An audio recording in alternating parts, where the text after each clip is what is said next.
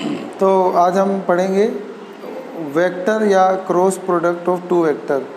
तो जानेंगे ना कि आज वेक्टर प्रोडक्ट या क्रॉस प्रोडक्ट क्या होता है। दो वेक्टर में जब हम क्रॉस प्रोडक्ट कराते हैं उसका मीनिंग क्या होता है, दोनों के क्रॉस प्रोडक्ट करने से नया वेक्टर कौन सा बनता है, उनमें आपस में कैसे कैसे रिलेशन है, उसका डायग्राम कैसे बनता है, अच्छे से समझेंगे। तो कहता है वी हैव डिस्कस, हमने डिस्कस कर चुके हैं on 3 dimensional right handed rectangular coordinate system. यानी ये बात कर रहा है इस सिस्टम की, ऐसे वाला, ये 3D वाला हम जान चुके हैं। ये एक्स एक्सिस होता है, ये वाई एक्सिस होता है और ये जेड एक्सिस होता है ऊपर प्लस का। तो अब ये कह रहा है इन दिस सिस्टम, इस सिस्टम में when the positive x axis is rotated counter clockwise into the positive Y axis. अगर हम ना एक्स एक्सिस से वाई एक्सिस की तरफ ऐसे घूम जाएं राइट हैंडेड, तो ये राइट हैंडेड स्टैंडर्ड स्क्रू, जैसे एक स्क्रू को लेकर ऐसे घुमाएं तो would advance in the direction of the positive Z. अगर कोई जैसे पेंच है, इस पेंच को अगर हम यू रख दें और इसको एक्स एक्सिस मान के इसको यू घुमाएं तो इधर वाई की ओर घुमाएं, तो जो पेंच है ये नोक जो है ना ये ऊपर की ओर घूमने लगेगा, ऊपर की ओर बढ़ने लगेगा। तो ये हो गया जेड एक्सिस। तो एक्स एक्सिस, वाई एक्सिस और ये जेड एक्सिस। तो यानी ये दो वेक्टर हो जाएगा, एक ये वेक्टर और एक ये वेक्टर। और इन दोनों को वेक्टर को जब क्रॉस कराएंगे तो इसकी एक नया वेक्टर ऊपर की ओर बनेगा, इसी को बोलते हैं क्रॉस वेक्टर। यानी हाथ से भी समझ सकते हो, अगर तुम अपनी उंगलियों को फैलाओ और यूँ मोड़ो तो उंगलियों को मान लो एक्स एक्सिस था, पूरा हाथ एक्स एक्सिस था और उंगलियाँ मोड़ने पे वाई एक्सिस आ रहा है, तो तुम्हारा अंगूठा ऊपर की ओर दिखाएगा, तो इसको बोलते हैं।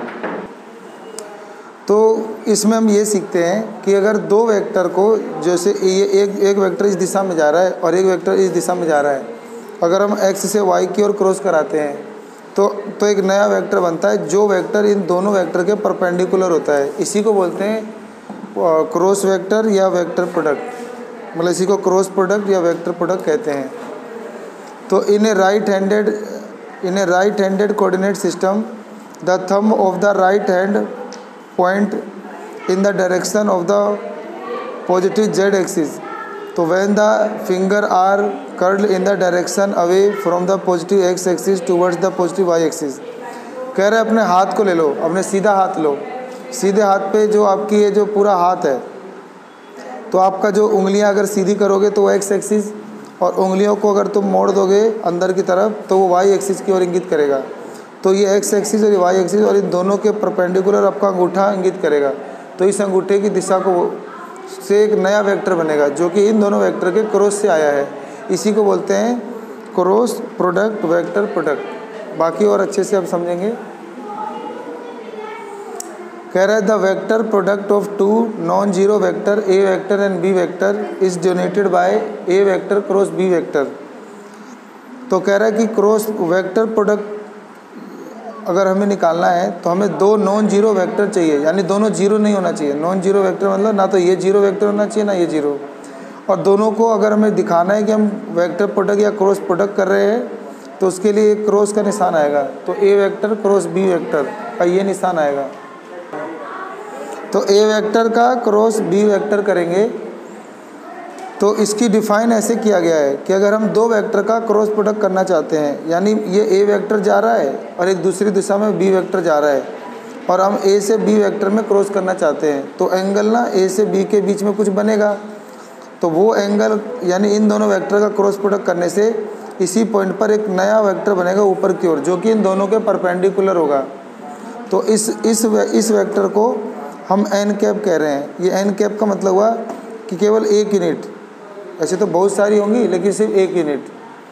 तो यानी क्या बना, अगर हम दो वेक्टर को क्रॉस प्रोडक्ट करना चाहते हैं तो हम ए वेक्टर का मैग्नीट्यूड निकाल लेंगे कि इसकी लंबाई कितनी है, फिर हम बी वेक्टर का मैग्नीट्यूड गुना करेंगे कि बी वेक्टर की लंबाई कितनी है, और इनके बीच में जो ये एंगल है इसको साइन थीटा के फॉर्म में लेना है, और इनके जो ये ऊपर जा रहा है लाइन, इन दोनों के प्रोडक्ट करने से जो एक नया वेक्टर जा रहा है जो कि इन दोनों के परपेंडिकुलर है, उसका हम यूनिट वेक्टर ले लेंगे एन कैप। सही है। एन कैप जानते हो कि कोई वेक्टर होगा, हम उसके वेक्टर को उसके मैग्नीट्यूड से डिवाइड दे देंगे ना तो ये यूनिट वेक्टर बन जाएगा ऐसे वाला, सही है। तो वेयर जहाँ theta is the angle between, ये जो थीटा है ये एंगल है बिटवीन ए वेक्टर और बी वेक्टर, और जो एंगल होगा वो 0 और पाई के बीच लेना है, क्योंकि साइन की वैल्यू भी ना 0 और पाई के बीच में ना रिपीट करती है। तो मैं अगर साइन का ग्राफ याद हो तो साइन 0 0 होता है, फिर साइन 91 होता है, फिर साइन पाई पे नीचे आ जाता है, फिर 0 हो जाता है। तो उस अनुसार जो है आपका थीटा 0 से पाई के बीच लेना है। N cap is the unit vector, ये जो एन कैप है ना ये यूनिट वेक्टर है जो कि परपेंडिकुलर है, यानी ये परपेंडिकुलर है दोनों वेक्टर पे, बी वेक्टर पे और ए वेक्टर पे। अब ये 3D फिगर है कि इसके अंदर चिपका हुआ से दिख रहा है, ये 3D फिगर है। अब दो वेक्टर ये होगा तो क्रॉस प्रोडक्ट जो होगा ना वो इन दोनों के परपेंडिकुलर होगा। अब ऐसे पेंसिल खड़ा होगा ऐसे, ये जो एन वेक्टर है ना ऐसे ऊपर की ओर आ रहा है, सामने की ओर आ रहा है ऐसे।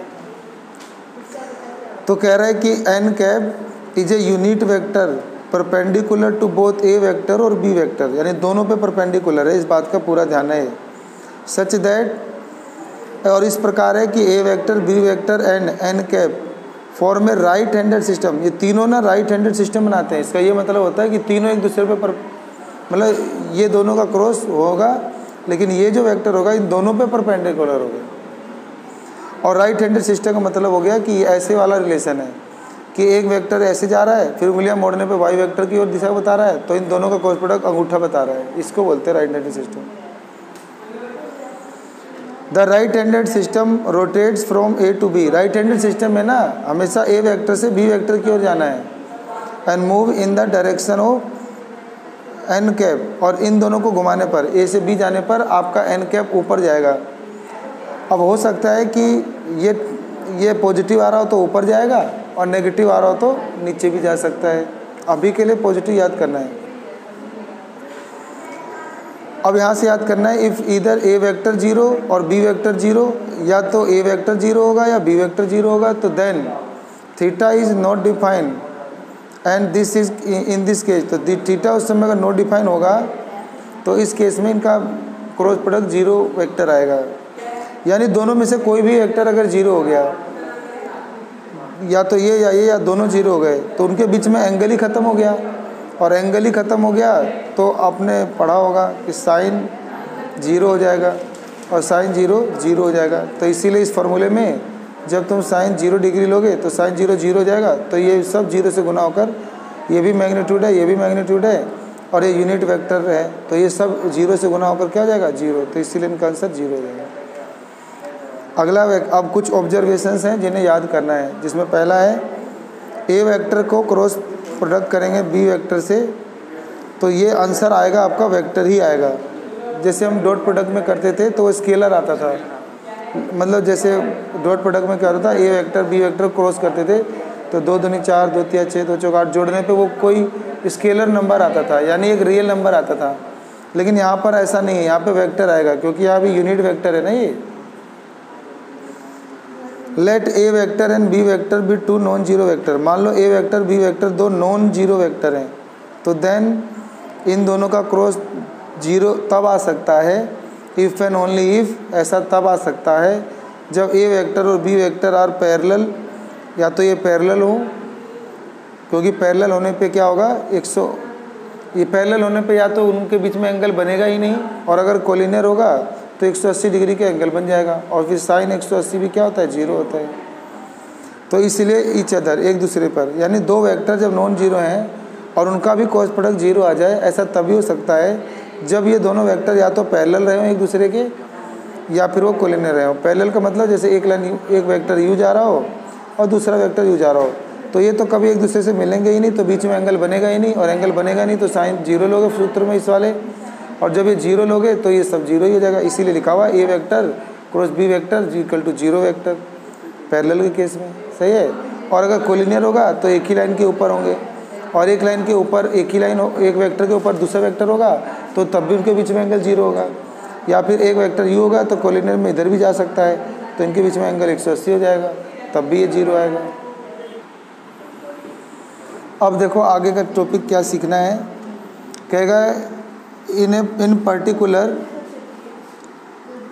ए वेक्टर क्रॉस ए वेक्टर, यानी एक वेक्टर का उसके खुद से ही क्रॉस प्रोडक्ट करोगे तब भी तो जीरो आएगा, क्योंकि बीच में एंगल क्या बनेगा, जीरो ही है।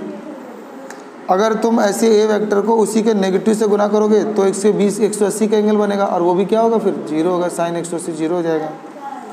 तो सिंस इन फर्स्ट सिचुएशन, पहले सिचुएशन में थीटा 0 डिग्री रहा था, और सेकंड में ये इसलिए जीरो आया क्योंकि इनके बीच में एंगल 180 रहा था, पाई माने 180 होता है रेडियन में। And make the value of sine theta भी जीरो, इस वजह से साइन थीटा जीरो हुआ, और सूत्र जो हमने रखा तो वहाँ पे ये जीरो, तो पूरा वेक्टर ही जीरो हो जाएगा।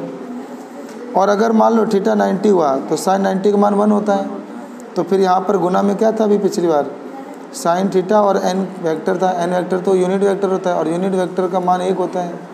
तो इसीलिए अगर दो वेक्टर के बीच में एंगल 90 बन रहा हो ना π/2, तो उनका क्रॉस प्रोडक्ट बराबर होता है ए वेक्टर और मैग्नीट्यूड और मल्टीप्लाई बी वेक्टर का मैग्नीट्यूड। बस ये आपको याद करना है, बहुत इंपॉर्टेंट है।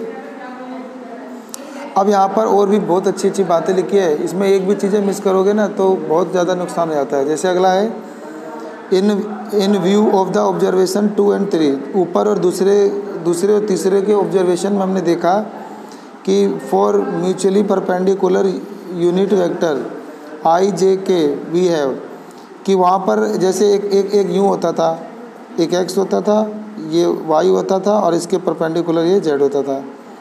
हम ए से बी की ओर क्रॉस करते थे तो हमें नया वेक्टर परपेंडिकुलर दोनों के जेड मिलता था। तो एक्स एक्सिस पे जो जितनी भी यूनिट लेते हैं ना एक एक, उसे आई कैप के नाम से डिनोट करते हैं। वाई एक्सिस पे या वाई वेक्टर पे जो भी हम एक एक यूनिट लेते हैं उसे हम जे कैप से यूनिट करते हैं, और जेड एक्सिस से ऊपर जाने पे हम जेड कैप से डिनोट करते हैं। तो अब ये देखो, ये तीनों एक दूसरे पे क्या है, परपेंडिकुलर है कि नहीं है, तीनों परपेंडिकुलर, एक्स वाई पे परपेंडिकुलर है, जेड दोनों पे है। तो अगर हम आई का आई से ही क्रॉस प्रोडक्ट करें तो अभी हमने देखा कि ए का ए से क्रॉस प्रोडक्ट करने पे जीरो आता है, तो आई का आई से भी करने पे क्या आएगा, क्योंकि बीच में एंगल जीरो होगा दोनों के। आई का आई से ही क्रॉस करने का मतलब हुआ कि आई वेक्टर है ये, और आई का आई वेक्टर से ही क्रॉस प्रोडक्ट कर रहे हो, तो दोनों के बीच में एंगल तो जीरो ही बना ना, तो इसलिए जीरो। तो आई का आई से क्रॉस जीरो होता है, जे का जे से क्रॉस जीरो होता है, और के का के से क्रॉस जीरो होता है, क्योंकि उनके बीच में एंगल जीरो होता है। लेकिन आई का जे से करोगे, आई का जे से करोगे तो मैंने अभी बताया था कि आई का जे से करने से, क्रॉस करने से एक नया वेक्टर बनेगा, तो ऊपर परपेंडिकुलर कौन बन जाएगा, के। तो आई जे, अगर आई जे क्रॉस करोगे तो नया वेक्टर के हो जाएगा, जेड की ओर वाला। जेड की ओर वाले को मैंने बोला था के लिखते हैं, सॉरी, तो ये आई, ये जे और ये के लिखते हैं। तो आई जे का क्रॉस के होगा, फिर जे के का क्रॉस आई होगा, और के क्रॉस आई का जे होगा। ये ऑर्डर में चल रहे हैं, जैसे यहाँ चित्र में दे रखा है। तुम आई से जे की तरफ बढ़ोगे तो इनका क्रॉस के हो जाएगा, और के का आई से क्रॉस करोगे तो जे हो जाएगा। और अगर हम के का आई से करें तो जे हो जाएगा, जे का के से करें तो आई हो जाएगा, और आई का जे से करेंगे तो के हो जाएगा। सही, ऐसे ऐसे को चल रहा है क्रॉस।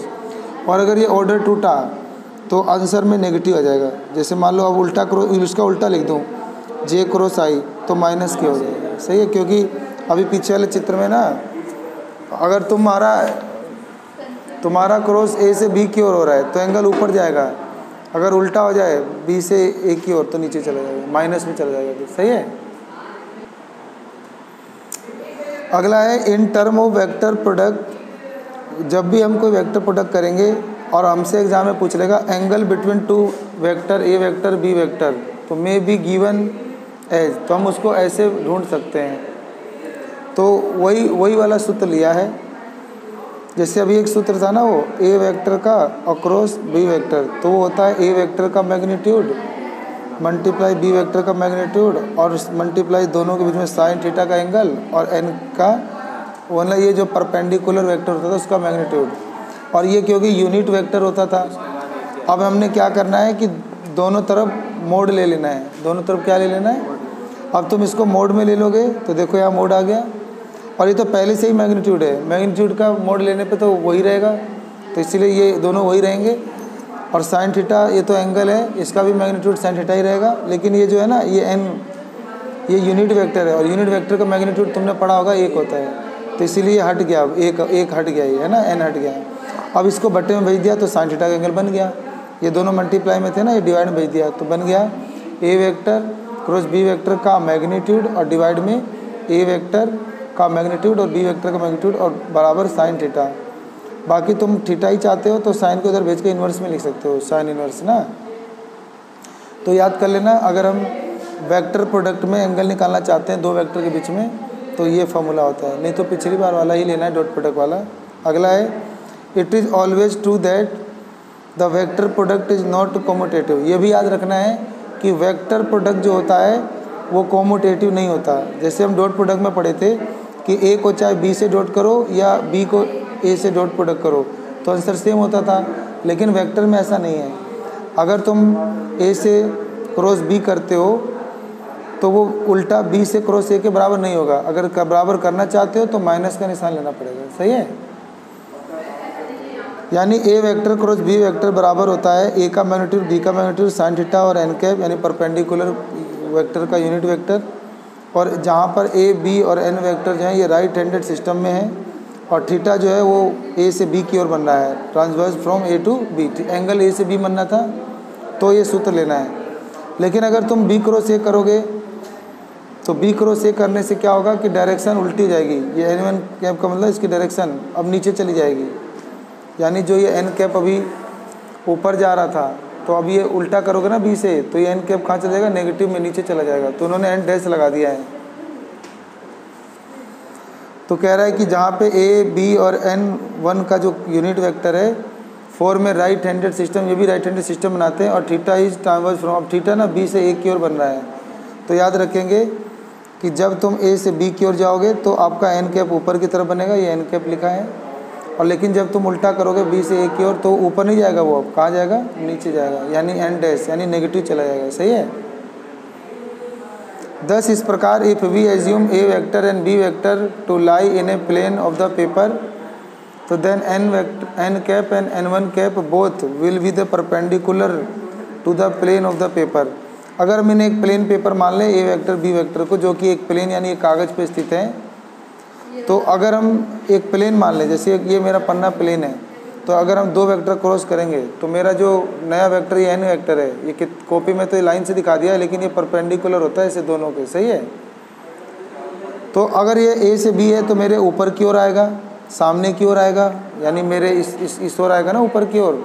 लेकिन अगर हमारा उल्टा दिशा होता बी से ए की ओर तो मेरा ये ना पेंसिल ऊपर नहीं आता, ये कहाँ जाता पेंसिल, अब नीचे से जाता, समझे मेरी बात, ये नीचे की ओर चला जाता। But n cap being directed above paper line paper while n one directed below to the paper, यानी ये जो एन वे है ये पेपर के ऊपर की ओर परपेंडिकुलर है और अगर एन वन है तो यानी ये नीचे की ओर जा रहा है, समझे। और है दोनों बराबर ही। अगर यहाँ माइनस लगा दो, अगर ये जो है ना ये माइनस इधर लगा दो तो माइनस माइनस कट के दोनों बराबर हो जाएगा, है दोनों परपेंडिकुलर ही। अब ये कह रहा है ए वेक्टर का क्रॉस करोगे बी वेक्टर से तो वो मान होता है, अभी फॉर्मूला पढ़ा था, ए वेक्टर का मैग्नीट्यूड बी वेक्टर का मैग्नीट्यूड। अब तुम्हें मैग्नीट्यूड तो पता होगा ना, ए वेक्टर का मैग्नीट्यूड कैसे निकालते हैं। मान लो कोई वेक्टर है तो उस वेक्टर का मैग्नीट्यूड निकालना है तो हम उस वेक्टर में जो आई के साथ मल्टीप्लाई होता है, जो आई जे के साथ मल्टीप्लाई होता है ना, वो होता है ए बी सी, तो ए स्क्वायर बी स्क्वायर प्लस सी स्क्वायर से निकालते हैं, याद है ना।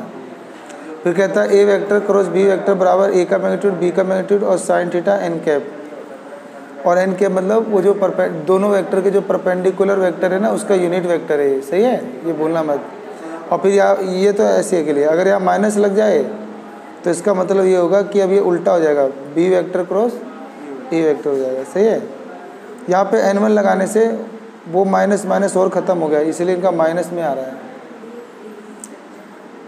अब ये बोल रहा है ये भी ध्यान रखना है कि हम जे को अगर उल्टा कर दे आई से, अभी बताया था ना मैंने, आई को जे से करते तो प्लस का क्या आता है, लेकिन उल्टा कर दिया जे को तो आंसर नेगेटिव हो जाएगा।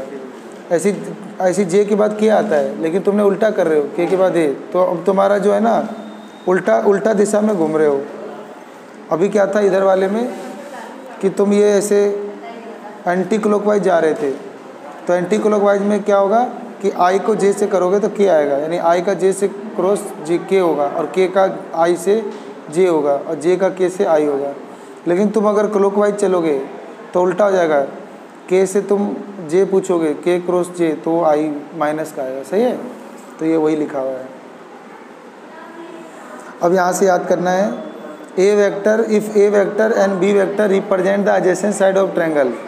अगर एक ट्रायंगल के दो एडजेसेंट साइड हो, ए वेक्टर और बी वेक्टर, तो अगर हमें एरिया निकालना है इस ट्रायंगल का, तो उसका एरिया निकालने के लिए फॉर्मूला है कि इन दोनों ए वेक्टर और बी वेक्टर का क्या कर देना, क्रॉस प्रोडक्ट, और फिर उसका मैग्नीट्यूड निकाल के 2 से डिवाइड कर देना। सही है। 1/2 का मतलब ये जो तुम ए वेक्टर और क्रॉस बी वेक्टर निकालोगे, फिर उसका मैग्नीट्यूड निकालोगे और उसको फिर क्या करोगे, आधा मल्टीप्लाई या 2 से डिवाइड कर दोगे ना, तो ये आपका जो आंसर आएगा ये तुम्हारा आ जाएगा एरिया ऑफ ट्रायंगल। बात समझ गई मेरी बात? नहीं समझे? By definition the area of triangle, तो डेफिनेशन से एरिया ऑफ ट्रायंगल ऐसे निकालेंगे कि एरिया ऑफ ट्रायंगल का फॉर्मूला पड़ा होगा ABC का कि 1/2 बेस इंटू हाइट, ऐसे कुछ पढ़ते थे ना। तो बेस हो जाएगा तुम्हारा AB और हाइट हो जाएगा तुम्हारा CD। तो AB वेक्टर जो होगा वो B वेक्टर मान लो ये, तो इसकी पूरी लंबाई चाहिए, तो B वेक्टर की पूरी लंबाई हो जाएगा B का मैग्नीट्यूड, और एक हमें CD की लंबाई चाहिए। तो CD की लंबाई निकालने के लिए अब तुम यहाँ पे CD की लंबाई निकालना चाहते हो, तो तुमने एक पढ़ा होगा साइन थीटा का फॉर्मूला, वो होता था परपेंडिकुलर अपॉन हाइपोटेनियस। तो ये ट्रायंगल में तुम ढूंढोगे और साइन थीटा लगाओगे तो परपेंडिकुलर हो जाएगा CD और हाइपोटेनियस हो जाएगा ये A वेक्टर का मैग्नीट्यूड, है ना। तो A वेक्टर का, अब तुम इसको क्रॉस मल्टीप्लाई कर दो तो A वेक्टर इससे मल्टीप्लाई हो जाएगा, तो A वेक्टर का मैग्नीट्यूड साइन थीटा मल्टीप्लाई हो जाएगा और बन जाएगा तुम्हारा CD।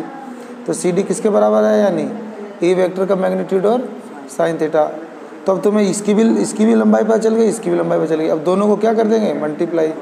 तो एरिया ऑफ ट्रायंगल का फॉर्मूला बन गया 1/2 बेस इंटू हाइट। तो ये बेस हो गया और ये हाइट, तो बेस हो गया AB यानी B वेक्टर का मैग्नीट्यूड, और CD हाइट हो गया तुम्हारा, ये अभी निकाला था ना, A वेक्टर का मैग्नीट्यूड और मल्टीप्लाई साइन थीटा। और इसको अगर तुम सही से सरियाओगे तो ये फार्मूला किसका होता है, ये A vector cross B vector के मैग्नीट्यूड के बराबर ही होता है ये। तो इसलिए 1/2 A vector cross B vector के मैग्नीट्यूड के बराबर हो गया। तो यानी अगर हमें एरिया ऑफ ट्रायंगल निकालना है तो तुम क्रॉस प्रोडक्ट का या वेक्टर प्रोडक्ट का इस्तेमाल करके किसी ट्रायंगल का एरिया निकाल सकते हो। उसके लिए तुम्हें 2 एडजेसेंट साइड लेने हैं। एडजेसेंट साइड मतलब कि A वेक्टर इधर जा रहा हो, B वेक्टर इधर जा रहा हो। अगला है हमारा पैरेललोग्राम का भी एरिया निकाल सकते हैं, जब ट्रायंगल का निकाल सकते हो। तो if A vector and B vector represent the adjacent side of a parallelogram, अगर A वेक्टर और B वेक्टर रिप्रेजेंट करते हैं एडजेसेंट साइड ऑफ पैरेललोग्राम, जैसे ये A वेक्टर और ये B वेक्टर, तो देन एरिया ऑफ पैरेललोग्राम, तो एरिया ऑफ पैरेललोग्राम निकालना है तो A vector cross B vector का मैग्नीट्यूड, इसमें 2 से डिवाइड देने की जरूरत नहीं है, वो ट्रायंगल में देते थे। अब सीधा क्या कर देंगे, सिर्फ इन्हीं का जो क्रॉस प्रोडक्ट आएगा उसका मैग्नीट्यूड। तो ये बता रहा है एरिया ऑफ पैरेललोग्राम का फॉर्मूला होता है AB यानी ये वाली साइड और मल्टीप्लाई ये हाइट। पढ़ा होगा ना एरिया ऑफ पैरेललोग्राम का बेस इंटू हाइट, तो बेस हो जाएगा तुम्हारा AB और हाइट हो जाएगा D, और D को अभी बताया था कैसे निकालना है। ये जो A वेक्टर है इसके मैग्नीट्यूड को साइन थीटा से क्या कर देंगे, गुना, तो ये भी ऐसे ही गुना हो जाएगा। तो AB हो जाएगा तुम्हारा B वेक्टर का मैग्नीट्यूड और हाइट हो जाएगा D A वेक्टर का मैग्नीट्यूड और मल्टीप्लाई साइन थीटा। अब तुम्हें एरिया ऑफ पैरेललोग्राम चाहिए तो बेस इंटू हाइट, तो बेस हो जाएगा B वेक्टर का मैग्नीट्यूड और हाइट हो जाएगा A वेक्टर का मैग्नीट्यूड मल्टीप्लाई साइन थीटा। और ये सूत्र होता है A वेक्टर और B वेक्टर के मैग्नीट्यूड। सही है ना। हालांकि A vector multiply cross B vector का पूरा फार्मूला होता है A वेक्टर का मैग्नीट्यूड, B वेक्टर का मैग्नीट्यूड, साइन थीटा और n कैप। लेकिन जब हम इनका ना मोड चढ़ा देते हैं ना बाबू, तो मोड चढ़ाने से ये तो यूनिट वेक्टर है और यूनिट वेक्टर का मैग्नीट्यूड 1 हो जाता है, इसीलिए हट गया। तो क्या आया, सिर्फ साइन थीटा, और A वेक्टर का मैग्नीट्यूड तो यही रहेगा सेम। मैग्नीट्यूड को दोबारा मैग्नीट्यूड करने से वही आंसर आता है, इस वजह से यही रहेगा। तो यानी हमारा यही सूत्र बन गया। सही है। तो now we state 2 important properties of vector product. तो हमने 2 महत्वपूर्ण जो है स्टेज देख लिया, एक एरिया ऑफ ट्रायंगल निकालना और एक एरिया ऑफ पैरेललोग्राम। अब कुछ छोटी छोटी प्रॉपर्टी और है। Distributivity of vector product over addition, इसमें ये कहा गया है कि if A vector B vector C vector are any 3 vector, ये कोई 3 वेक्टर हो, एंड लैम्डा एक स्केलर नंबर हो। स्केलर नंबर मतलब 2, 4, 3, -3 कुछ भी हो। तो अगर हम A वेक्टर को क्रॉस करना चाहते हैं bracket B vector plus C vector से, तो या तो पहले इन्हें जोड़ लो और फिर बाद में क्रॉस कर लो ऐसे, तो उसका आंसर आ जाएगा। नहीं तो पहले ए को बी से क्रॉस कर लो और इस ए को सी से, तो आपका बाद में ऐड कर लो तब भी आ जाएगा। ऐसी ये ए वेक्टर क्रॉस बी वेक्टर पहले क्रॉस करके बाद में स्केलर नंबर से गुना कर लो लैम्डा से। नहीं तो ये क्या कर सकते हो कि पहले लैम्डा को किसी एक से गुना कर लो, या तो पहले ए से गुना करके तब क्रॉस कर लो, या ए से छोड़ के बी में मल्टीप्लाई के कर लो। तो ऐसे ही छोटा सा एक डिस्ट्रीब्यूटिव लॉ है ये, ठीक है। अब कहता है कि लेट कर लो A vector and B vector two vector है गिवन इन कंपोनेंट फॉर्म। वो कंपोनेंट फॉर्म में ऐसे लिखे, कंपोनेंट फॉर्म मतलब जो आई जे के भी लिखा हो, तो आई जे के, और ए वेक्टर का ये वाला फॉर्म हो गया, बी वेक्टर का ये वाला फॉर्म हो गया, b1i b2j और b3k। अब हम क्रॉस प्रोडक्ट करना चाहते हैं दो वेक्टर का, तो कोई भी दो वेक्टर का अगर क्रॉस प्रोडक्ट करना चाहते हैं तो पहले आई जे के लिख देंगे, फिर ए वेक्टर के कंपोनेंट यानी ये a1 a2 जो आई के साथ गुना हो a1, जे के साथ हो a2 और के साथ हो a3, उसको यहाँ लिख देंगे, और फिर दूसरे वेक्टर का भी यहाँ लिख देंगे। और फिर इसको तुम जानते ही हो ये डिटर्मिनेंट कैसे निकालते हैं, तो ये छोड़कर ये रो ये कॉलम छोड़ के इनका वो अभी मैं एक करके दिखाता हूँ तो वहाँ से क्लियर हो जाएगा, सही है। तो बस इसी को अगर तुम थोड़ा सा सोल्व कर दोगे ना तो तुम्हारा इन दोनों वेक्टर का क्रॉस प्रोडक्ट आ जाएगा जो कि एक नया वेक्टर होगा, ठीक है। तो इसको समझने के लिए नीचे एग्जाम्पल है, देखो ये एग्जाम्पल है, इसको मैं भी करके दिखाता हूँ। देखो ये हमारा क्वेश्चन था, फाइंड करना है A vector cross B vector का मैग्नीट्यूड। इससे पहले तुम्हें ए वेक्टर और क्रॉस बी वेक्टर निकालना आना चाहिए। तो उसके लिए ना ऐसे डिटर्मिनेंट का निशान लेना है, आई जे के लिखना है, फिर ए के कंपोनेंट 2, 1 और 3 है, तो 2, 1, 3 लेना है। फिर बी के कंपोनेंट 3, 5 घटा 2, तो 3, 5 और घटा 2 लेना है। फिर आई लिखकर ये रो ये कॉलम छोड़ देना है, और इसका डिटर्मिनेंट 1, 3, 5 घटा 2 का, फिर घटा जे लिखना है। फिर ये रो और ये कॉलम छोड़ देना है, पहला रो और दूसरा कॉलम छोड़ देना है। फिर ये 2, 3, 3 घटा 2, 2, 3, 3 घटा 2, ऐसे ही फिर ना तीसरा आ जाओगे के, तो के का करोगे ना जब, तो ये वाला ये रो ये कॉलम छोड़ दोगे, 2, 1, 3, 5, 2, 1, 3, 5। इसमें सबसे ज़्यादा ध्यान रखना है कि शुरू में तो ये पॉजिटिव लेना है, लेकिन यहाँ नेगेटिव लेना है और फिर पॉजिटिव लेना है, सही है। तो मैट्रिक्स वाले चैप्टर में तो पढ़ते हैं। उसके बाद में इसको क्रॉस मल्टीप्लाई करोगे तो 2 1 जा -2 और 3 5 जा -15, यानी इसका क्रॉस बीच में माइनस, ऐसे इसको मल्टीप्लाई करो, 2 2 जा -4 और फिर माइनस का निशान, 3 3 जा 9, फिर के कैप लिखकर, और फिर 2 5 10 और घटा 3 एकम 3। अब जमा घटा कर दो तो माइनस ऐड होता है, तो ये जगह -17, ऐसी है जो माइनस ऐड होगा तो -13, और ये जगह के कैप और ये जगह तुम्हारा 7, माइनस का 17 आई, माइनस प्लस का 13 जे कैप और प्लस 7 के कैप, समझे। तो ये देखो हमारा आंसर मैच हो गया, सही ना। अब हमें ये नहीं चाहिए था, हमें तो मैग्नीट्यूड चाहिए था, तो हमें चाहिए ए वेक्टर क्रॉस, अभी तो जो आया है वो ए वेक्टर क्रॉस बी वेक्टर है, जो कि क्रॉस करने पे अभी बताया था ना, ए वेक्टर ये है अब बी वेक्टर ये है। अब इन दोनों का क्रॉस करते तो एक नया वेक्टर आता है जो इन दोनों को क्या होता है, परपेंडिकुलर, इसी को बोलते हैं ए वेक्टर क्रॉस। तो ये आ चुका है। अब तुम चाहो तो इसको लेट सी करके भी कर सकते हो, नहीं तो इसको ऐसे ही कर दो। इसका मैग्नीट्यूड चाहिए ना अब, तो -17 का स्क्वायर, 13 का स्क्वायर और 7 का स्क्वायर। तो -17 का स्क्वायर करोगे तो 17 का स्क्वायर 279, 13 का स्क्वायर 169, 7 7 49। अब इन्हें जोड़ दोगे,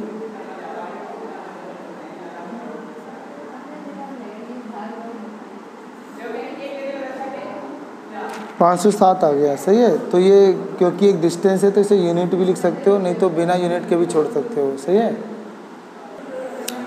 मान लो हमारा पास एग्जाम में ऐसा अगला क्वेश्चन आ जाता है, find a unit vector perpendicular to each of the vector, a vector plus b vector और ए माइनस बी वेक्टर। तो पहले ना इन दोनों को जोड़ लो, तो दो वेक्टर को जोड़ने से एक नया वेक्टर आ जाएगा, ऐसे ही घटाओगे तो दूसरा वेक्टर आ जाएगा। और दोनों का क्या चाहिए,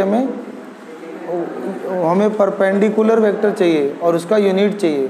तो पहले इन्हीं दोनों में यानी ए प्लस बी देखो पहले निकाल लेंगे जोड़कर। तो ए प्लस बी जोड़ोगे तो कैसे जोड़ते हैं, आई को आई से तो 1 और 1 2 आई, जे को जे से तो 1 और 2 3 जे, और के को के से तो 3 और 1 4। ऐसे घटाओगे तो एक में से एक गया तो 0 तो 0 आई तो छोड़ ही दिया, फिर 1 में से 2 गया घटा जे, और 3 एक के में से 3 के गया तो घटा 2 के।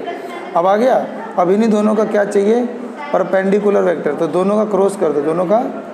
तो अभी बताया था ना आई जे के लिख के, फिर ए प्लस बी का क्या आया था कंपोनेंट, 2 3 4 यहाँ लिख दो, और फिर ए माइनस बी का आया था 0 घटा 1 और घटा 2 यहाँ लिख दो, और फिर इसको फिर सोल्व कर देना तो एक वेक्टर आ जाएगा। इसको सी मान लेना, और हमें इसी को बोलते हैं परपेंडिकुलर वेक्टर। तो इसी का अब क्या चाहिए, यूनिट वेक्टर। तो इसका मैग्नीट्यूड निकाल दो और इस वेक्टर को इसी के मैग्नीट्यूड से डिवाइड कर दो, तो आपका यूनिट वेक्टर आ गया। सही है। अब मान लो ये क्वेश्चन है, find the area of triangle. हमें एरिया ऑफ ट्रायंगल निकालना है जिसका पॉइंट दे रखा है ए बी सी, ये 3 पॉइंट दे रखा है। तो अभी एरिया ऑफ ट्रायंगल बताया था ना कैसे निकालते हैं। तो अपना चित्र बना लो। तो पहले तुम क्या करो, पहले ए बी वेक्टर निकाल लो। पहले कोई एक वेक्टर निकाल लो ए बी कैसे निकालोगे, तो बी में से ए घटा दोगे। तो 1 में से 1 गया 0 आई, फिर 2 में से 1 गया तो 1 जे, और 3 में से 1 गया तो 2 के। तो एक हमने निकाल लिया ए बी। तो मान लो हमने निकाल लिया एक ए बी, यानी ये ए वेक्टर हो गया। अब ए सी निकाल लो, यानी बी वेक्टर। तो ए सी निकालोगे तो सी में से क्या घटाओगे, ए। तो सी ये रहा, इसमें से ए घटाओ, 2 में से 1 गया। तो अब ए सी निकालोगे ना, तो सी में से 1 घटाओ, तो 2 में से 1 गया तो 1 आई, 3 में से 1 गया तो 2 जे, और 1 में से गया 0 के लिखते नहीं है, छोड़ दिया। अब इन्हीं का क्या करना है, एरिया निकालना है। तो मैंने बताया था कि इसकी 2 साइड का क्रॉस प्रोडक्ट करके उसका मैग्नीट्यूड निकाल के 2 से डिवाइड। तो अब क्या करो, इनका क्रॉस कर लेना। अभी देखा था क्रॉस कैसे करते हैं, फिर मैग्नीट्यूड भी बताया था, और फिर 1/2 मैग्नीट्यूड लगा देना, तो आप जाएगा ना एरिया ऑफ ट्रायंगल। अगर यही एरिया ऑफ पैरेललोग्राम होता तो बटे में 2 नहीं लगाते, फिर यही आपका एरिया ऑफ पैरेललोग्राम आ जाता ना।